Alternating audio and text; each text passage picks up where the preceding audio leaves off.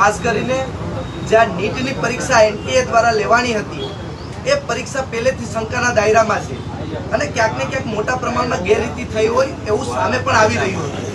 એ પછી સુપ્રીમ કોર્ટમાં ગયા હતા, વિરોધ ખૂબ થયો હતો, એનએસયુએ પણ વિરોધ કર્યો હતો અને ઘણા યાચિકા કરતા હતા જે સુપ્રીમ કોર્ટમાં ગયા હતા કે ભાઈ મોટા પ્રમાણમાં આમાં ગેરરીતિ થઈ છે અને એ પછી પણ સીબીઆઈને સુપ્રીમ કોર્ટ દ્વારા ઇન્કવાયરી આપવામાં આવી હતી અને એમાં દેખાણું હતું કે ભાઈ ઘણા સ્ટેટમાં ગેરરીતિમાં ઘણા લોકો પકડાણા પછી જ્યારે સુપ્રીમ કોર્ટે કાલે એક નિર્ણય કર્યો છે કે ભાઈ હવે સેન્ટર વાઇઝ ઓનલાઈન રિઝલ્ટ આપવામાં આવશે। એમાંનું રાજકોટનું જે આરકે યુનિવર્સિટીનું સેન્ટર છે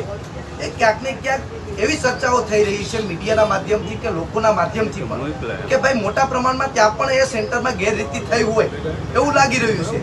એના સેન્ટર ઉપર 12 જેટલા વિદ્યાર્થીઓ છે કે જેને 700 અપ માર્ક છે અને 115 જેટલા વિદ્યાર્થીઓ એવા છે કે 620 ઉપરના માર્ક છે, ત્યારે આખું સેન્ટર ક્યાંક ને ક્યાંક શંકાના દાયરામાં હોય અને હું તો કહું છું કે આખી નીટની પરીક્ષા એ શંકાના દાયરામાં નહીં પણ દાવા સાથે અમે કહીએ છીએ કે એમાં મોટા પ્રમાણમાં ગેરરીતિ થઈ છે, છતાં ક્યાંક ને ક્યાંક આ સરકાર એ પોતાની સરકારની ઇમેજ ના ખરડાય એટલા માટે ભીનું હંકેલવા માટે થઈ અને પ્રયાસો ખૂબ મોટા થઈ રહ્યા છે। ગુજરાતમાં પણ ગોધરાના સેન્ટરમાં સીબીઆઈના દરોડા પડ્યા હતા, ત્યાંના પ્રિન્સિપાલની ધરપકડ થઈ છે, તો શું સ્કેમ નથી થયું? તો શું કરવા લોકોની ધરપકડ થઈ રહી છે? એક મોટો સવાલ છે। ત્યારે કાલનું રિઝલ્ટ જોતા એવું લાગી રહ્યું છે કે આ સ્કેમ ક્યાંક ને ક્યાંક આનું કનેક્શન રાજકોટના આરકે સેન્ટરમાં પણ હોય અને ભૂતકાળમાં પણ અમને માહિતી મળી રહી છે, મીડિયાના